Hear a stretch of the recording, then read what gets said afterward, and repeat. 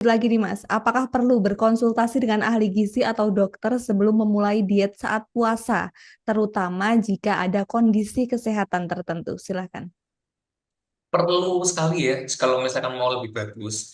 Kalau misalkan berpuasa tok, jadi dia tidak melakukan diet, sebetulnya nggak perlu konsultasi, nggak masalah, karena dia tidak ada masalah apapun.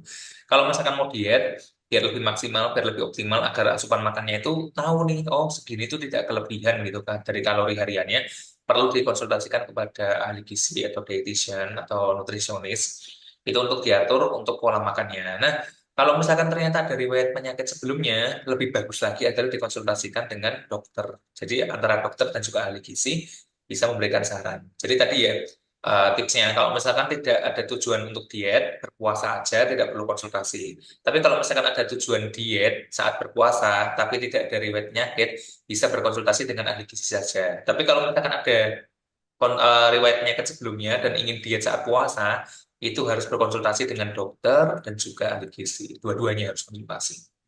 Baik Mas Radian, jadi tetap harus dikonsultasikan kalau mungkin nanti diet dan juga ada kondisi kesehatan tertentu ya Mas, tapi kalau hanya puasa saja bisa langsung saja begitu.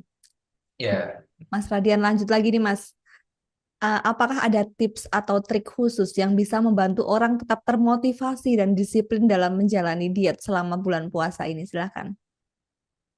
motivasinya harus datang dari diri sendiri sebetulnya. Cuman kadang beberapa orang itu perlu diyakinkan ya. Apalagi kalau misalkan wanita ya, biasanya mereka sudah punya jawabannya, tapi butuh diyakinkan atau validasi dari orang lain. Kalau misalkan itu bisa membantu Sobat Health untuk meyakinkan diri untuk melakukan diet, itu bisa dilakukan dengan konsultasi dengan orang lain atau tenaga kesehatan. Itu salah satunya ahli gizi ataupun dokter.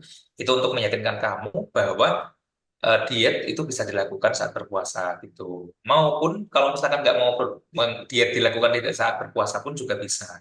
Jadi diet itu diharapkannya memang tidak saat puasa aja atau satu waktu, tapi bisa dilakukan untuk seterusnya gitu. Download Tribun X sekarang. Menghadirkan lokal menjadi Indonesia.